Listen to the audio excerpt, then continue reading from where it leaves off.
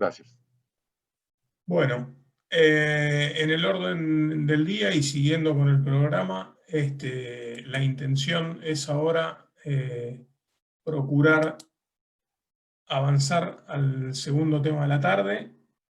Para eso le vamos a dar pie al al doctor Jorge Morales. En realidad, como ustedes saben, la cuestión de termitas en muchos países y en muchos continentes es un problema complejo de controlar. Como la mayoría de las plagas requiere de expertise, es difícil ser un generalista, así como en la medicina existe el médico clínico que por ahí sobrevuela un poco todos los temas y después termina derivando a los especialistas. En las plagas en general, obviamente muchas empresas se dedican a hacer o a cubrir un amplio espectro de servicio, pero lo cierto es que cuando los problemas son complejos y serios, sobre todo en aquellos países donde los modelos estructurales conllevan el uso de madera, ya sea que son viviendas de madera o que la madera sea gran parte de la estructura edilicia, requiere realmente de expertise. Ahí Álvaro hizo mención y agradecimiento a David Mora del Pozo por una fotografía que tenía de chinches de cama, y bueno, y David es una de las personas que se dedica históricamente a fotografiar y a trabajar con termitas, y el doctor Jorge Morales, también conocido de David, es un especialista en la cuestión, se dedica hace mucho tiempo a lo que tiene que ver con termitas, es ingeniero agrónomo y licenciado en Ciencias Agronómicas de la Universidad de Chile, especialista en termitas obtenida en la Universidad de Florida, director del curso de Entomología Urbana en la Facultad de Ciencias Agronómicas de la Universidad de Chile, director también del curso en Manejo de Control de Plagas Urbanas visado por la Autoridad Sanitaria Seremi en la región metropolitana de Chile, y gerente general y responsable técnico de la empresa de sanidad ambiental Cero Plagas. Agradecemos a Jorge en este momento su presencia y vamos a aprovechar su expertise, y como siempre decimos, recuerden que pueden hacer las preguntas vía chat y nosotros al final se las cursaremos a Jorge. Gracias, Jorge, y bienvenido. Muchas gracias, Guillermo. Muy agradecido por la invitación a Chemotécnica y a todo el equipo que constituye, por supuesto, todo lo que han organizado ustedes como empresa. Desde ya, un grato saludo a todos los colegas de Argentina, de Chile y todos los que se han podido comunicar en las distintas partes del mundo. Bien, la verdad es que yo voy a tratar un tema bien complejo, lo voy a tratar de dilucidar lo mejor posible, no es fácil, se los voy a comentar, pero tratar de entregar el máximo de información en estos 45 minutos, que es lo que corresponde hacer para este tipo de presentaciones. Así que sin más, voy a iniciar la presentación para ir rápidamente avanzando con esto. Bueno, ya sabemos que las termitas constituyen un gran problema de plagas, pero no todas las especies, y eso hay que tenerlo muy claro. Hay muchas especies descritas a nivel de todo el mundo. Sin embargo, son pocas las especies que efectivamente traen problemas a las estructuras. Y es aquí donde voy a tratar de centrar mi presentación, hablando particularmente de lo que está pasando en el mundo sobre el tema de las termitas. Y si alcanzamos a terminar esta presentación, voy a anunciar un tema muy interesante, un estudio que se hizo sobre el potencial que tiene las termitas para los próximos años. Vamos a ver si alcanzamos a llegar a eso, porque es mucha información. Bien, principalmente, y aquí me voy a enfocar, que se ha dicho ya si las termitas son isópteros o son, en el fondo, o son baratas. La verdad es que ya esto ya está totalmente dilucidado. Todavía hay algunas escuelas que siguen percibiendo y persistiendo que los isópteros no van a desaparecer como tal, como orden. Sin embargo, ya desde el año 2007, y con todo este sistema de estudios que hay, que es la filogenia, que está basada en base a pruebas moleculares y pruebas genéticas, ya definitivamente el gran origen, la gran esencia, lo que a nosotros nos involucra al estudiar las termitas, las tenemos que sencillamente decir que ya el orden isóptero ha muerto. Y esto ya, lamentablemente, hay muchos detractores sobre este tema, pero nos tenemos que centrar efectivamente en la realidad, y esta es la realidad. De hecho, ¿de dónde viene toda esta situación? Bueno, data desde el año, bueno, bastante ancestral, ya desde el año 1868, cuando ya se estaba hablando que las termitas eran parte de la misma familia de las cucarachas. Y ya esto se fue ratificando a través del tiempo, y por lo tanto hubo una gran relación de una especie en particular. Y esta especie es la famosa Cryptocercus. De ahí viene esta relación, porque es una de las pocas cucarachas Cryptocercus que efectivamente tienen un comportamiento muy similar a lo que es la termita. De ahí vienen los grandes estudios, se fue esto desarrollando, se fue perfeccionando, y hoy día con la modernidad, con la nueva tecnología, ya podemos decir claramente qué es lo que está pasando. Hay escuelas y viejas escuelas, como por ejemplo los taxónomos, que hasta el día de hoy se siguen apoyando en las viejas escuelas, e incluso hasta la identificación. Pero todo esto ha ido cambiando, y ha ido cambiando por en este caso por todas estas tecnologías que involucra el estudio a nivel genético, y eso yo creo que es fundamental. Y ahí vamos sacando distintas conclusiones, y hoy día incluso muchas especies que han estado muy mal clasificadas, con este nuevo sistema de la filogenia, con los nuevos estudios genéticos, se han podido describir correctamente. Por lo tanto, hoy día, incluso ya a nivel mundial, y especialmente si alguien quiere escribir algo en forma más científica, va a tener que demostrarlo con todas las pruebas moleculares y no con un sistema morfológico que era antiguamente. La morfología nos va a servir como una herramienta, siempre va a servir la herramienta para ir diferenciando cosas macro, pero las cosas micro y los detalles están ya más relacionadas con el tema genético.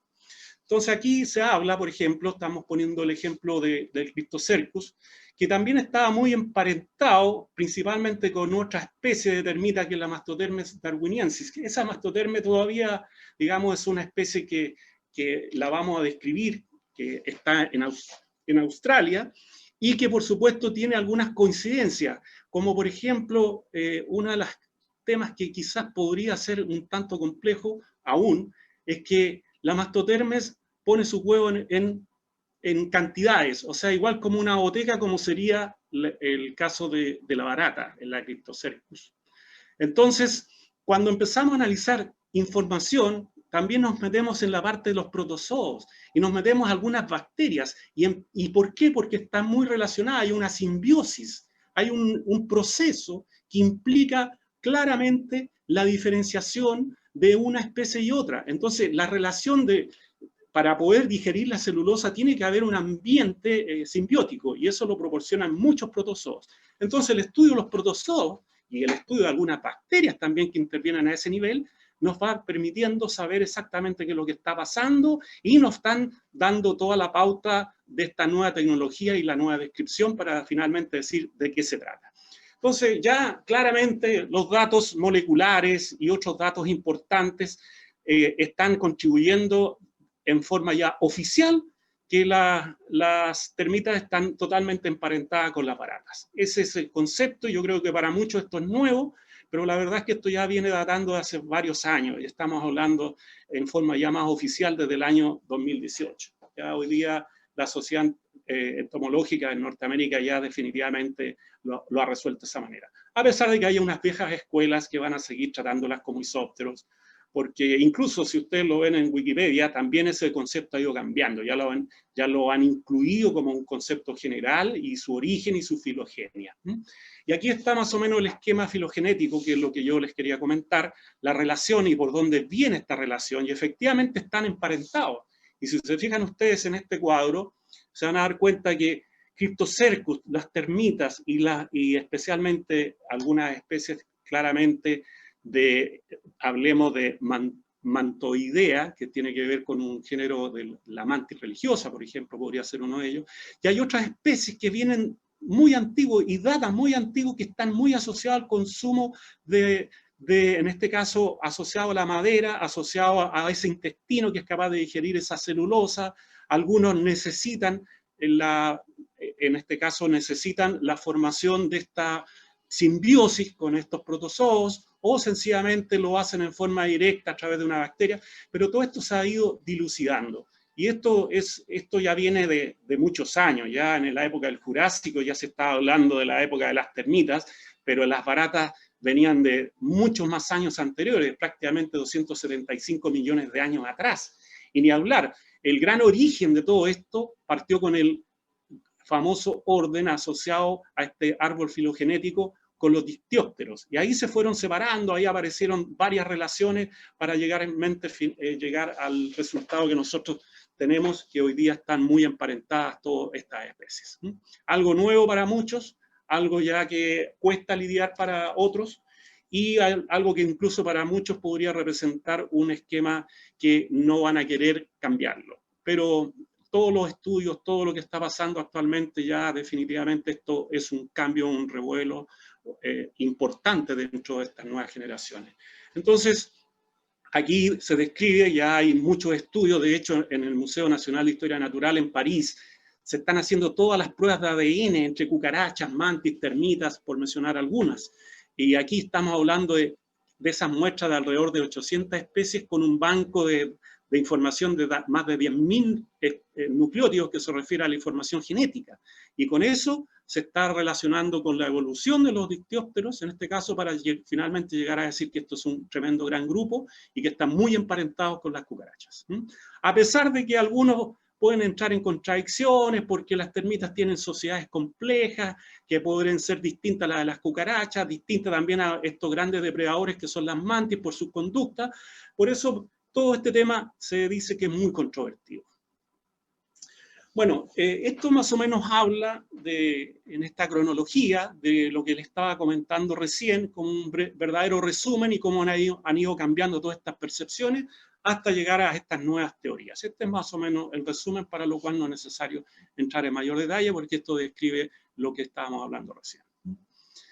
Las termitas en el mundo en general, ahí pongo algunos nombres, porque no todos las conocen como termitas, algunos le dicen comegenes, otros le dicen cupins, como en el caso de Brasil, pero en general el grupo de las termitas son bastante conocidas, hay más de 3.000 especies, de hecho hay 3.106 especies descritas, pero todavía faltan muchas por describir, y esto es algo que es tarea principalmente de los taxónomos, de los que están dedicados a toda esta parte filogenética. Se dice que entre el 3 y el 7% sí son consideradas plagas, el resto no son plagas, cumplen más bien beneficios, tremendos beneficios hacia nuestros ecosistemas. De hecho, se plantea que son 183 especies de importancia económica por daño que provocan a las estructuras y a las construcciones. De ahí tenemos que empezar a sacar nuestras conclusiones para llegar finalmente a cómo vamos a poder manejar estas situaciones. Ahora, de esas de las 183, hay 83 que son definitivamente plaga estructural, y esto ya está totalmente documentado.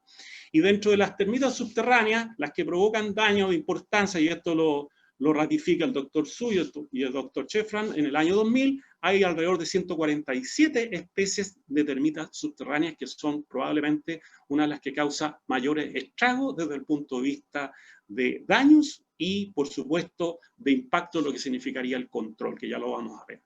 Entonces, tenemos una tremenda diversidad en todos los continentes de termitas. O sea, las termitas están en todas partes. Fíjense ustedes que para llegar a esta conclusión, solamente en Asia hay 435, en África más de 1.000 especies. De hecho, África es la que tiene más especies, de diversidad de especies. Y algo bien interesante, porque ahí hay mucho todavía por hacer. De hecho, si nos vamos al tema de Sudamérica, hay alrededor de 400 especies descritas en toda Sudamérica, que vamos a tratar de ver y focalizar algunas de esas especies para finalmente hablar de cuál sería su mejor manejo. Esas 400 especies, la verdad es que todavía faltan muchas más por describir, y la verdad hay un bastante desconocimiento, especialmente en estos temas, por la falta de especialistas, por la falta incluso hasta de interés de algunos países por desarrollar mucho más esa tecnología. Cuando uno busca información se va a dar cuenta que no toda la información está disponible. Ahora, en América del Norte hay 9 especies de termitas subterráneas que son consideradas plagas. En Australia hay 16 que causan impacto económico. En la India hay 26. En África 24. O sea, son menos las que están provocando. La mayoría trae beneficios, pero son unas pocas las que efectivamente son las que están causando problemas. Quizás los géneros más complicados dentro de, si podemos mencionar algunos géneros dentro de este grupo de termitas, podríamos hablar de la Coptotermes, la Reticulitermes, podríamos hablar de otras especies como la Cryptotermes, que ya las vamos a ir diferenciando. En resumen, son alrededor de 28 especies que las vamos resumiendo. Y al final vamos a tratar de explicar esto de una manera mucho más sencilla y explicando también cuáles tendrían un mayor impacto. En otras palabras, aquí también se habla que de las termitas que son, ya vamos a entender el concepto madera seca, son consideradas plagas, no representan más allá de un 10%. Entonces muchos países sencillamente no se preocupan del tema de las termitas porque no están interactuando especialmente con grandes problemas a nivel estructural, a nivel construcción, por ejemplo. Aquí podemos hacer este resumen, vean ustedes, están descritas, y nos vamos a ir concentrando en lo que está pasando en América del Sur, quizás algo vamos a mencionar en América del Norte, para tener una realidad más próxima a lo que significaría lo que está pasando en nuestra región. Aquí hay estudios y claramente los podemos ir diferenciando, no sé si logran ustedes visualizar, pero tenemos una gran cantidad de especies a nivel de Sudamérica, y yo estoy mencionando algunas nomás acá, porque no todas están descritas, todavía falta mucho por estudiar, falta mucho por agregar, por eso este cuadro está inconcluso, está en desarrollo, y probablemente esto va a seguir creciendo, y se está generando información. Tenemos afortunadamente en Brasil un tremendo equipo, liderado por varios expertos, entomólogos, especialistas, termitólogos, que se han dedicado exclusivamente a ver qué es lo que está pasando en toda nuestra región. Acompañado también con una gran realidad que es la Universidad de Florida, que tiene un tremendo equipo donde ellos se han preocupado también de llevar al máximo la información actualizada. Bueno, en América del Sur, en otras palabras, estructuralmente o afectando situaciones agrícolas, hay 77 especies. De esas 77 especies, que podrían ser las más renombradas, por decirlo así, 40 quizás vamos a ir mencionando, porque algunas se traslapan, algunas afectan estructuras, pero también pueden afectar lugares agrícolas, lugares forestales, pueden generar varias condiciones, pueden estar traslapadas sin ningún problema, porque el alimento es la celulosa, y la oferta de celulosa puede estar a nivel de cualquier parte.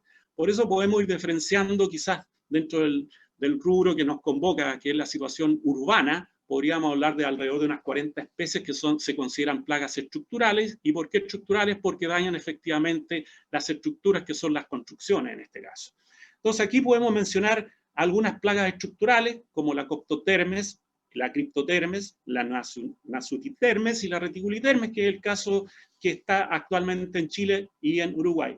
Y me he dado cuenta al revisar toda la literatura que Cryptotermes está casi en todas partes. Cryptotermes brevis especialmente, que es la termita de madera seca, está dando estragos y se está repartiendo rápidamente por muchas partes del mundo. Ya vamos a hablar en particular sobre esta, pero es un tema bien interesante porque la gente que no ha estado o que no ha conocido este tema se da cuenta que hay una gran importancia y está generando importantes estragos, y quizás podría ser una de las que más ha sido repartida a través de todo el mundo.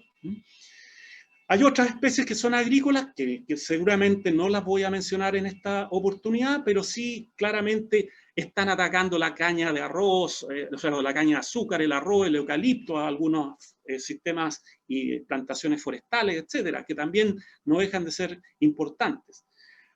Quizás el país que más riqueza tiene de termitas, yo diría que en cuanto a especie, en cuanto a género, está dado por Brasil, y quizás está dado hasta por Argentina, siendo que en Argentina yo creo que pocos conocen la realidad. Por eso me voy a concentrar quizás mencionando algunos conceptos, que es lo que está pasando en Argentina, que es que son ustedes los que nos están convocando y probablemente quieren saber cuál es esa realidad.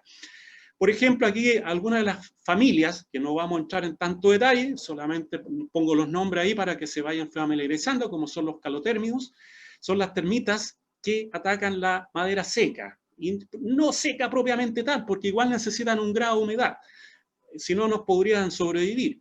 Entonces, hay algunas especies que están descritas en Argentina, así que no deja de ser interesante lo que está pasando en esa región.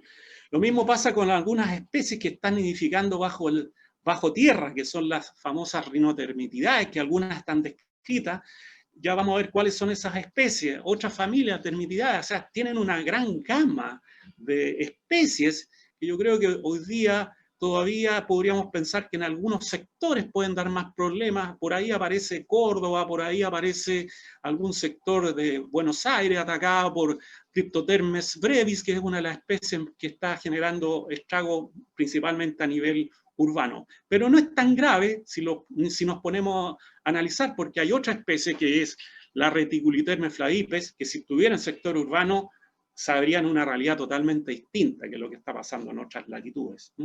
Hay más subfamilias, aparece la Nasutitermes, una especie bien interesante ahí, y es muy común encontrarse con la Nasutitermes, que aparece especialmente asociada a sectores arbóreos, incluso apareciendo con algunos nidos que aparecen directamente en los árboles, de hábitos subterráneos algunos.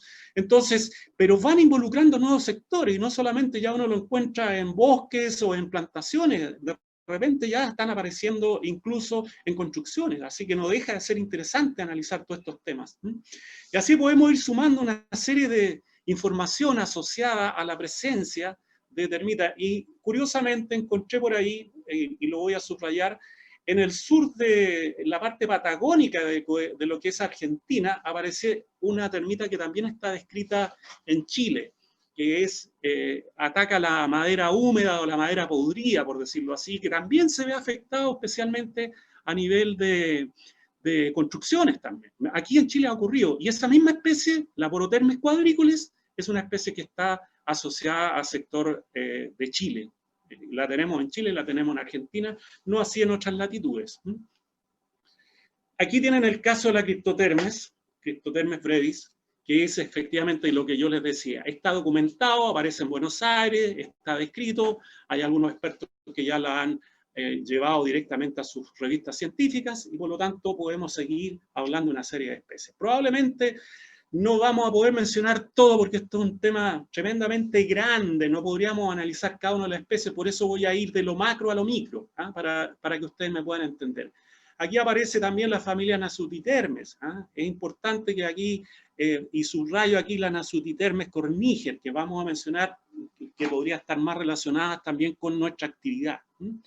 Esa es una lista, y ahí está la fuente para los que tengan interés y poder estudiar un poco más ese tema. Bueno, aquí aparecen otras especies nuevamente, no las vamos a mencionar todas porque nos vamos a ir deteniendo en el fondo a lo que sí nos interesa. Hay estudios que hacen mención a cada una de las especies, algunas están mucho más desarrolladas, como la familia, la Termitidae, que son más de 2000 especies, lo cual nos representa un gran número dentro de todas estas familias de termitas. Aquí podemos hablar de distintas formas de clasificarlas. Las termitas las podemos hablar en términos de termitas inferiores, que representan el 25% de las especies. ¿Por qué son inferiores? Porque contienen esos protistas intestinales simbióticos y algunas bacterias. Y además las castas están compuestas por estado inmaduro, y el estado inmaduro principalmente es aurera, viene con un estado que no es el estado adulto, si lo vemos de esa manera. Hay diferencias, hay importantes diferencias. Lo mismo pasa con las termitas superiores, que representan el 75% de las especies, porque ya no hay algunas situaciones en las cuales no encuentran esos protistas y los adultos pasan a ser adultos estériles, como son las aureras, por ejemplo. Bueno, y así podemos ir mencionando. Aquí hay el estudio que hace Krishna en el año 2013, describiendo todas estas especies, cada una de ellas, unas en mayor número, otras en menor número. Lo mismo pasa aquí, cada de las especies inferiores y las especies superiores. Y claramente las especies superiores hoy día son muy importantes.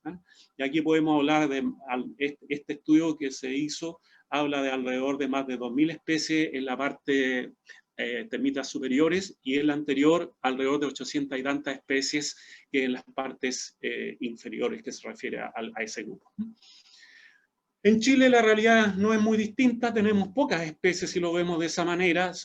¿Por qué lo relaciono también con el caso chileno? Porque nos vamos a encontrar con pocas especies, pero sin embargo el manejo y el tratamiento es prácticamente el mismo. Hay algunas diferencias, por supuesto, pero si hablamos de termita de madera seca, la Cryptothermes está presente, y aquí sí genera bastantes estragos, pero más que la Cryptothermes, la que genera mayor estrago es la Reticulitermes flavipes. No obstante, aparecen 2 especies y se van ubicando a lo largo de Chile, y estas, por supuesto, se van manejando de manera incluso distinta. No crean que porque se trata de termita va a significar un solo manejo. Hay que tener muy claro eso.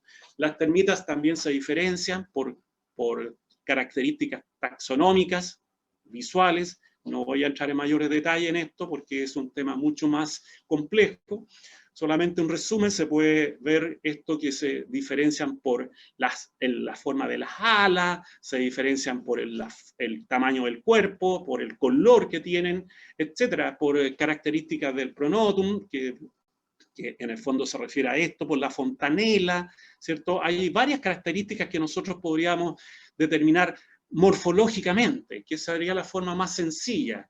Pero a veces, cuando ya hay grandes dudas, tenemos que recurrir a la parte filogenética y a estudios moleculares. Aquí podemos ver algunos ejemplos de diferencias con las mandíbulas, ¿cierto? Hay distintas formas como aparecen desarrollándose y se podríamos diferenciándolas. Principalmente son los soldados los que nos permiten a nosotros hacer un buen reconocimiento, y los alados, a través de las alas, a través de especialmente la forma de las alas, la venación, que en otras palabras, y vamos a poder tener claramente una buena definición y un aproximamiento más real, si es que no contamos con todas las pruebas moleculares, lo cual es un poco más complejo. Aquí tienen distintos tipos de especies. Ahí está el ejemplo que les decía, que es el pronotum. Aquí pueden ver ustedes en la especie que está al lado derecho, abajo, se ve la forma del pronotum, y con eso también podemos diferenciar la forma de la cabeza, como sería una forma rápida de reconocerlo, con esa proyección tubular que pueden tener, que se conoce también como fontanela. Hay distintas formas, esto aparece muy común en las nasutitermes, por ejemplo, esta famosa fontanela, esta proyección, ¿eh? Como aparece ahí la cabeza. Las castas son varias especies de castas. En este caso estamos hablando que existen reyes, reinas, alados, neoténicos, ninfas, soldados, obreras, un tema bien interesante. Yo aquí muestro esta imagen porque claramente David Mora me ha permitido poder presentar toda esta información. Lo hemos conversado, un gran amigo, David, así que también probablemente van a aparecer muchas imágenes de él. Otro apasionado de las termitas, David Mora, un saludo para él si es que nos está viendo. Bueno, principalmente, ¿dónde está la grande diferencia respecto a lo que la gente tiene? Es especialmente en el ciclo. Porque hoy día estudiar el ciclo de las termitas es un tema bien complejo porque cambia todos los paradigmas si nos ponemos a analizar. No voy a tratar de entrar en tanto detalle, pero fíjense ustedes que aquí en el caso de las termitas se habla de ninfa, pero también se habla de larva.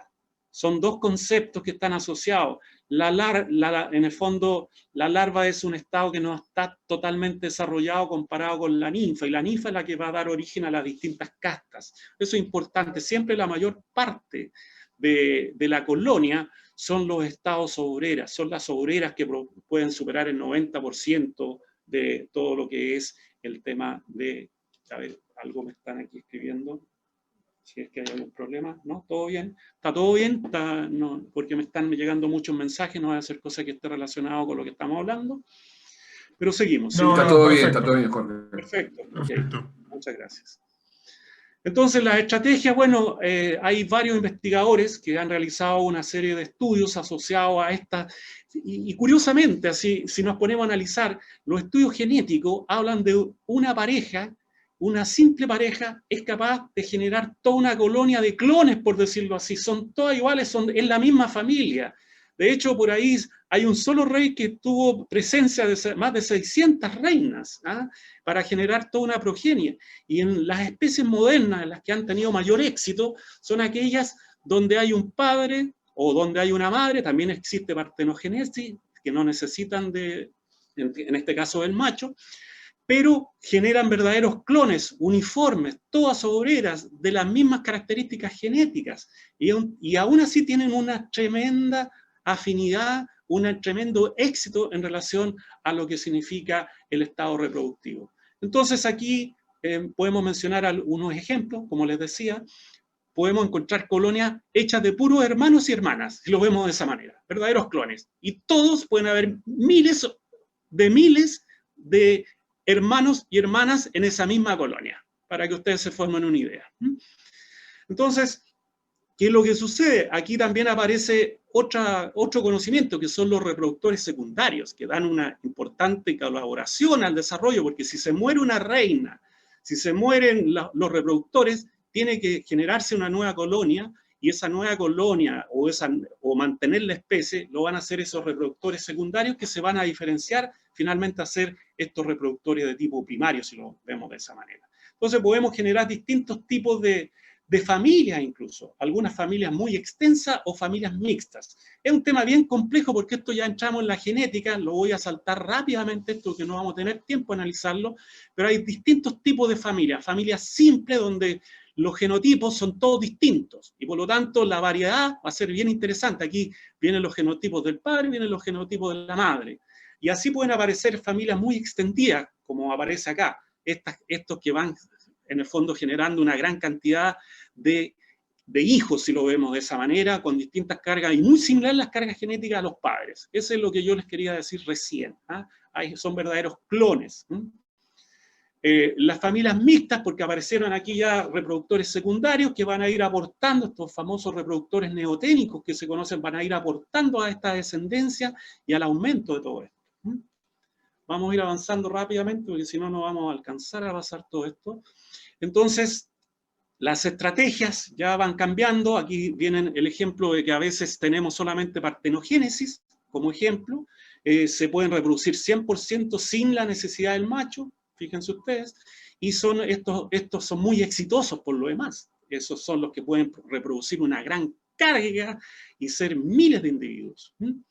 Bueno, aquí es lo mismo lo que les estoy comentando, un tema bien complejo, lo voy a ir avanzando rápidamente, pero se refiere a lo mismo, a este sistema partenogenético, cómo se van formando las colonias y cómo va finalmente avanzando rápidamente en el tema. Algunas conductas, se habla de las conductas de la biología, el canibalismo, se habla de la necrofagia y la ovofagia, algo bien típico que está todavía en estudio, pero sin embargo algunas condiciones se están dando. La necrofagia significa que se alimentan de la especie muerta, de la misma especie muerta, o de la especie viva, que sería el canibalismo, que les proporcionan también las proteínas cuando hace falta. O sea, pueden lograr algunos de esos efectos, y en eso se parecen mucho a lo que son las baratas. Las termitas ahí se asemejan en la necrofagia, en canibalismo, incluso hasta en la ovofagia. 10 minutos, Jorge.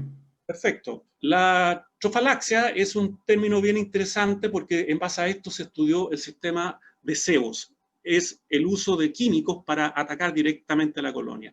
¿Y cómo lo hacen? Lo hacen directamente a través de la boca, lo hacen a través directamente del ano, transmitiendo, ¿cierto?, este sistema de alimentos, de nutrientes, de mensajes, de hormonas, etcétera, microorganismos, agua, todo lo que necesitan. Y ahí, si le ponen el químico, que podría ser un inhibidor de síntesis de quitina, andaría perfecto porque destruimos prácticamente toda la colonia. Entonces aquí, para hacer un breve resumen, termitas de madera seca, termitas de madera húmeda y termitas subterráneas son los grandes grupos. También se diferencian por los nidos subterráneos, nidos aéreos, epigios, nidos arbóreos, como algunos le dicen. Y aquí tienen algunos ejemplos, como son en algunas regiones. Lo más común, las nasutitermes, como aparecen los árboles, por ejemplo. Hay colonias perfectas. Aquí ven ustedes que una superficie muy antigua que data más de 4.000 años, estudiada en Brasil, ocupan más de 230.000 kilómetros de territorio, para que se formen una idea. Y aquí pueden haber distintas interacciones, y esta es una sola colonia, es la Sintitermes, una sola especie que está ahí hace muchos años, y esto se ve hasta desde el espacio. Representan un tema muy interesante, aportan CO2, hacen una serie de situaciones benéficas.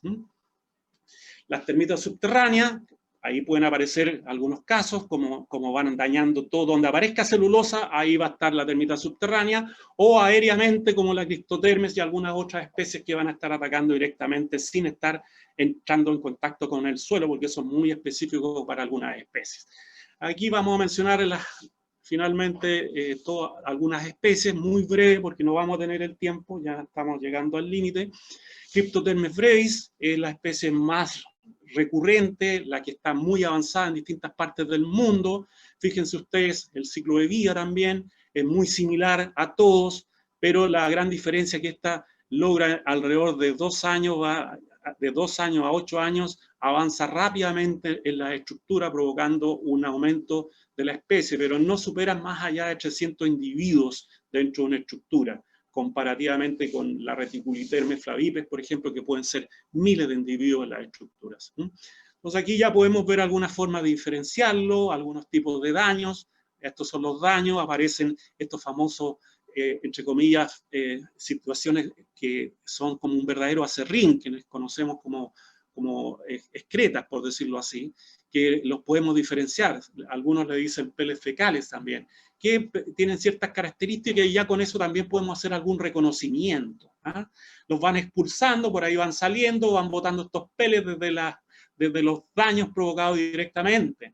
Esto lo hacen en sectores urbanos, pero también lo pueden hacer en sectores forestales y en otros lugares donde pueda estar interactuando, donde haya celulosa. Esta especie está en todas partes del mundo. Si ustedes se fijan, van a empezar podemos analizar cada uno de los lugares, pero ya está descrita en muchos lugares, en muchos países. Lo mismo aquí ocurre con esta situación que ha ido creciendo. Pongo el caso de la Nasutitermes para que la puedan diferenciar, que está, a diferencia de la otra especie, esta tiene una cabeza tubular, fíjense ese pequeño detalle, y aparece descrita en muchos lugares. De hecho, creo que es una de las especies más repartidas a nivel de Sudamérica, por mencionar nuestra región. Y esta aparece ahí, fíjense ustedes, haciendo estos nidos asociados en forma arbórea, pero también aparecen con conceptos un poco subterráneos, llegando a las estructuras como se aprecia aquí. Por lo tanto, el método de control, que ya lo vamos a ver rápidamente, está descrito de esa manera. Estas son las mismas especies, vamos a ir avanzando. Estamos hablando de tratamientos químicos, estamos hablando de tratamientos incluso a base de sebos, y por supuesto una serie de condiciones que que están descritas para las distintas especies. Espero que poder terminar. Menciono la Masotermes darwinis porque es una de las especies que probablemente puede tener una tremenda avance en todas las regiones, se pronostica que podría superar hasta el 50% a pesar de que aparece en Australia. Así lo revelan algunos estudios. Esta es la famosa Reticulitermes flavipes, foto de David Mora. Este es como se reproducen subterráneamente, cómo aparecen en las construcciones, debajo de las construcciones, especialmente debajo, no entre medio de las estructuras, en las fundaciones, ¿cierto? Apareciendo en los daños directamente en los guardapolvos, en los sectores interiores. Entonces ahí van dañando todo lo que sea celulosa, piso flotante, fotolaminado, libros, todo lo que contenga celulosas. Aquí pueden ver distintos tipos de daños. No solamente crean ustedes que es la madera, hay conglomerados celulósicos que también están generando. Estos son los caminos de barro que aparecen muy asociados a esta especie. Los estados reproductores alados que aparecen en gran cantidad. Los distintos niveles de daño, para que ustedes se vayan formando una idea. O sea, hay una gran cantidad de daño. Y aquí ya entramos al tratamiento. Son tratamientos que podríamos hablar de distintos tipos. La mayoría son paliativos. En general, en el caso, si estamos hablando de termita de madera seca, en general podríamos pensar que la única forma de controlarlos son con alrededor de 50 tipos de tratamientos distintos, que los vamos a ver algunos que son mejores y otros son peores. Sencillamente aquí hay que tener experiencia, reconocimiento, identificar. Si ustedes no están preparados para esto, mejor no se dediquen a este tema. Hay que ser muy especialista en esta área. Si alguien alguna vez quiere formarse de eso, claramente hay que empezar desde ya a prepararse. Hay que conocer de construcciones, hay que conocer de productos, hay que conocer de técnica, hay que conocer de identificar. Aquí tienen métodos que son los tradicionales, que la verdad ayudan muy poco. Si las personas se quieren dedicar a usted a trabajar de esta manera, olvídense que con estos son paliativos, no van a solucionar nunca el problema. Entonces, hablamos de tratamientos que sí efectivamente son importantes. Y ahí están los tratamientos de inyecciones, los tratamientos de calor, muy similar a lo que habló el colega anterior en relación a lo que es el control de chinche, también se usa la temperatura. La gasificación, el uso de gas fosfina y algunos sistemas microondas, como aparece ahí, algunas fotos ahí particulares donde hemos hecho algunos trabajos con muy buenos resultados. Inyecciones, vamos a ir repasando algunas formas, tratamientos térmicos, tratamiento de uso calor o uso ya sea en frío o calor, también ayuda bastante a la solución de estos problemas. Aquí tienen un tratamiento específico en algunos sectores de calor, que van inyectando una buena cantidad de calor por varias horas, ¿cierto? Para mantenerlo sobre 60 grados, para tratar de controlar hasta los posibles huevos que pueden haber ahí. No logran resistir esas temperaturas. El uso de gafofina, encarpado. Aquí tienen una carpa puesta para retener este gafofina en una gran cantidad de producto. Finalmente bien sellado, y esto lo tienen que dejar así por lo menos 72 horas, o sea, estamos hablando de 3 a 5 días hasta una semana, y fijarse que no se produzca fugas. Siempre puede haber fugas, por eso tienen que usar dosis más altas también, y lo cual sirve mucho para la termita de madera seca, no para termita subterránea. Olvídense que esto van a poder usarlo para termita subterránea. Por eso hago inmediatamente la diferencia. Aquí para termita subterránea van a tener que usar, seguramente van a tener que familiarizarse con los cebos, que tienen ventajas y desventajas, no vamos a entrar en mayor detalle. Están las barreras químicas de inyección, en tanto antes de construir como después de construir, para hacer algunas inyecciones locales para impedir que la termita llegue a todos esos lugares y nos provoquen esos daños. Este es un tema bien interesante, se necesita todo un equipo, hay toda una inversión, distintas maquinarias, distintos tipos de inyecciones, brocas, etc. Hay todo un despliegue, preparación, formación. No todos son capaces de realizar este tipo de tratamiento. Algo bien complejo, la verdad. Hay distintas formas de hacerlo. Las barreras químicas, ¿cierto?, como una solución. Y los cebos, que hoy día están muy de moda, que se usan mucho para controlar especialmente termitas subterráneas, no termitas de madera seca. Olvídense que una forma de control es totalmente distinta a la otra, por eso hay que especializarse, no es algo tan sencillo. Existen muchas opciones. De hecho, fíjense ustedes que en Estados Unidos el 80% hasta el día de hoy sigue siendo barrera química y solamente el 20% son los cebos. Paradigma que en algún momento va a tener que ir cambiando. Aquí tienen tratamientos, incluso en árboles, como podría ser para la Nasutitermes, y diferencias. Bueno, yo creo que estamos listos, solamente termino con esto, si es que ustedes me permiten, que es la modelación. Estamos ya en la hora, si ustedes me dan un par de minutos, lo voy a mencionar, y lo voy a mencionar de la siguiente manera. Se eligieron 18 especies, y finalmente 3 especies de estas se determinaron que eran las mayores problemas que podría generar a nivel urbano. Se usaron modelos predictores, y se llegaron a muy buenas conclusiones. Voy a ir directamente a las conclusiones. El mapa de termita que uno conoce va a ir cambiando y transformándose por todos estos cambios climáticos. Por lo tanto, hoy día hay que tener muy presente que puede haber perfectamente, donde no había termita, van a encontrar termita repartida. Y una de las especies muy agresivas es la Reticulitermes, lo mismo la Coptotermes, pero en sectores tropicales. También eso es importante, el clima podría contribuir a entrar a otros lugares. La Mastotermes, increíblemente, esta especie que es australiana, es la que tiene el mayor potencial de aumento. Se dice que puede llegar a aumentar entre un 55 y un 85% a nivel mundial, considerando esto como una gran variable. Todas tienen un potencial. La única que no tenía un potencial es una especie que aparece ahí que tuvo un potencial bajo.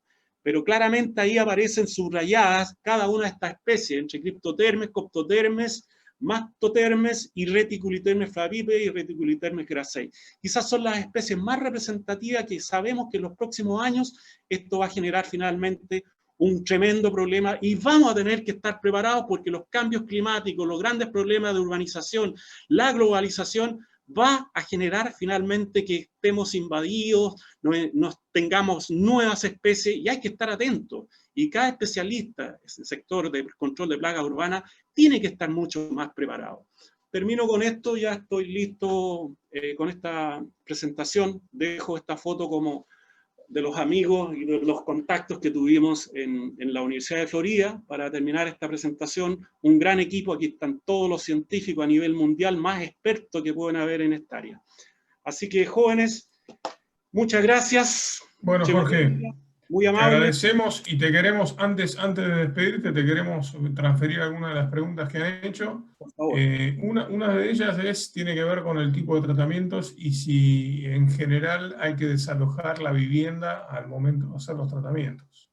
Efectivamente, Guillermo, si vamos a tratar, por ejemplo, termita de madera seca, y es un problema que hay que resolverlo con temperatura o hay que resolverlo con un sistema de gasificación, no puede haber nadie, porque definitivamente eso también va a afectar a las personas que estén ahí. Si vamos a tratar con termitas subterráneas, no es necesario abandonar la casa, tomar algunas precauciones, por supuesto. Si lo van a hacer con cebo, no hay que tomar muchas precauciones porque es muy amistoso ese sistema. Hoy día está muy de moda ese tema, por lo tanto, va a depender de cuál va a ser la especie y cuál es el manejo que le vamos a dar, si es de madera seca, si es de madera húmeda, si es urbana, si es termita subterránea, si está atacando los árboles o si está atacando el sector forestal. Bien, asociado a eso que lo mencionaste recién, si existe cebos para mapear ubicación de nidos en ámbitos con infestación. Sí, sí, sí existen. De hecho, los cebos están precisamente formulados para dos cosas. Una, hacer monitoreo, que en el fondo es lo que dices tú, mapear la actividad, eso se hace muy frecuentemente, pero para termitas subterráneas, no así para termitas de madera seca, es bien difícil saber eso. Lo único que podrías ver son las épocas de vuelo, cuando hay indicio, cuando hay daño, pero la termita subterránea no la vas a ver, porque va a estar apareciendo desde el suelo hasta que genera daño directamente en la construcción. Pero sí puedes usar un sistema de monitoreo, que son unas verdaderas estacas, si lo vemos así, que son estas estaciones de monitoreo que se aprovecha eso para después ponerle el químico. Y el químico tiene que ser amistoso, tan amistoso que la termita no lo reconozca. Y ahí se habla de los famosos IGR, inhibidores de síntesis quitina, inhibidores del crecimiento de la termita. Y ahí podemos prácticamente eliminar toda una colonia. Es un buen sistema, definitivamente muy recomendado. Bien, excelente. Y la última, preguntan, ¿hasta cuándo la termita sigue en la madera en la medida que no se genere alguna estrategia de control y cuánto podrían llegar a vivir? Muy buena pregunta. De hecho, tal como les decía, son tremendamente exitosas porque por eso tienen etapas reproductivas. En la etapa reproductiva van a aparecer los voladores y los voladores van a ir, en el caso de la termita de madera seca, van a ir avanzando hacia otros sectores rápidamente. Van a encontrar una situación favorable, una madera no tratada o una madera dañada, van a poner su huevo y van a seguir su ciclo y van a seguir aumentando. En el caso de las termitas subterráneas son muy poco exitosas desde el punto del vuelo, pero sí son muy exitosas desde el punto de vista del crecimiento exponencial que tienen a través del suelo. Van logrando a través de sus galerías recorrer grandes distancias que podrían llegar hasta kilómetros. Hay estudios sobre eso que se han hecho en Chile y se han hecho en España. De hecho, David Mora está realizando estudios sobre el recorrido y cómo lo hacen, tiñendo la termita, generando que la termita le das el alimento, la tiñes y finalmente esa la vas a encontrar en los distintos puntos de cebamiento. Con el sistema de monitoreo la vas a ir encontrando a distintas distancias y con eso vas a poder determinar hasta dónde puede recorrer esa termita o cómo va a ir avanzando. Un tema bien interesante, hay mucho por hacer, por lo tanto, Excelente. a los que les interesa, los invito a que se sumen a esta Sí, tremenda idea. ahí vemos los datos de Jorge. Realmente, como la mayoría de los temas que hemos tocado en el día, obviamente dan como para hablar semanas del mismo tema, eso es real. Agradecemos mucho que hayas podido recorrer el espectro de lo esencial de esto en pocos minutos. Agradecemos tu presencia y el apoyo que nos has brindado. Y bueno, ahí Jorge trasladó sus datos por si tienen dudas concretas y bueno, las pueden transferir sin ningún problema o inclusive a través nuestro se las podríamos cursar a Jorge. Así que Muchas bueno, gracias. gracias por participar. Un último mensaje, un saludo a todos los colegas que están trabajando en esta área, el apoyo que recibió de parte de ellos, especialmente a aquellos que hemos trabajado muy a la mano, y también un gran saludo a todos los colegas de Chemotécnica, este tremendo evento, y los felicito por eso, está muy bien organizado, y por supuesto éxito para todo lo que queda de la jornada. Ojalá se sigan sumando muchos más porque los temas son interesantísimos y vamos a llegar a lograr, creo que, una de las buenas experiencias en jornadas virtuales. Así que muy agradecido a todo el equipo de Chemotécnica. Gracias a vos, Jorge. Nos estamos viendo. Un saludo. Gracias. Adiós. Gracias. Bueno,